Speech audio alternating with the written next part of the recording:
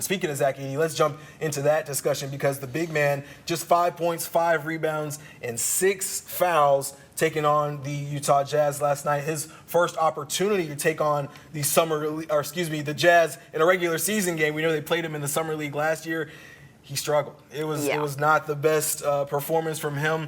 Clearly, he fouled out. The speed of the game picked up for him just a little bit. He had some bright spots, especially early on in the game, but I think as Utah kind of figured him out, he had to take on that big three of Walker Kessler, Lauri Markkanen, and John Collins, 3 guys who could speed him up. The pace of the game was just a little bit different for each one of them, and those 3 rotational bigs being able to attack him was a real difficulty for him. Caleb, what do you think? Well, I said it earlier in the week, and the Grizzlies are going to have to find a way early on to hide Zach Edey defensively, and you really saw that. Have you seen how tall he is? Yeah, I know. It's very difficult to hide him, and I think especially when you get switched on to someone like Markkanen, who had 35 points. I know most of them were not on Edey, but that's something to look out for. I mean, what happens when Porzingis gets switched on him? There's a lot of players like those two in the league. Kessler was 6 of 7 last night. That might be the start of a rivalry, because if you look at, obviously they have a little bit of history in the Summer League. But I think that that's a good point. The pace of play is something he's just got to get used to. But it's pretty alarming in the first game, because what is Taylor Jenkins going to tell him? Easy on the fouls, make smart fouls, and in the first game you foul out. So I think overall he's the only player on that team last night that wasn't flying to Houston with a smile on their face. Yeah, I mean, he's obviously going to get the whistle a lot more in the college game, and some people pointed that out, that he was kind of the centerpiece for everybody, refs, fans, coaching staff, everybody. And it's going to be a little different in college, especially in the NBA.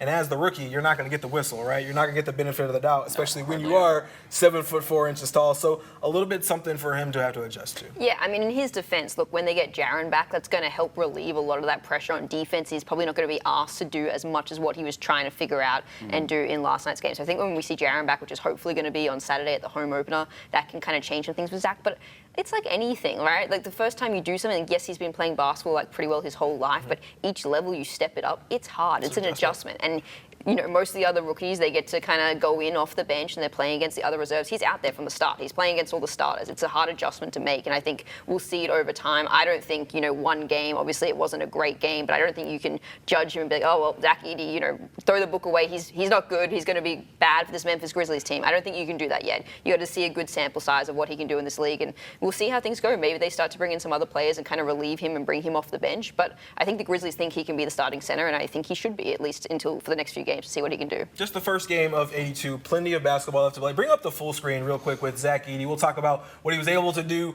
against the Jazz last night versus what he was able to do against the Jazz in the Summer League. July 8th, 14 points, 15 rebounds, 4 blocks, and I think that game really opened the eyes of a lot of folks. And we're like, okay, we might have something here, right? And then he gets into that regular season, didn't really play the rest of Summer League, didn't really play a ton, or did play a ton in preseason, and we get him that first regular season game, 5 points, 5 rebounds, 0 blocks, 6 fouls, and they were without him for the last 9 minutes of the Grizzlies game against Utah. But it really didn't matter because you were able to call 12.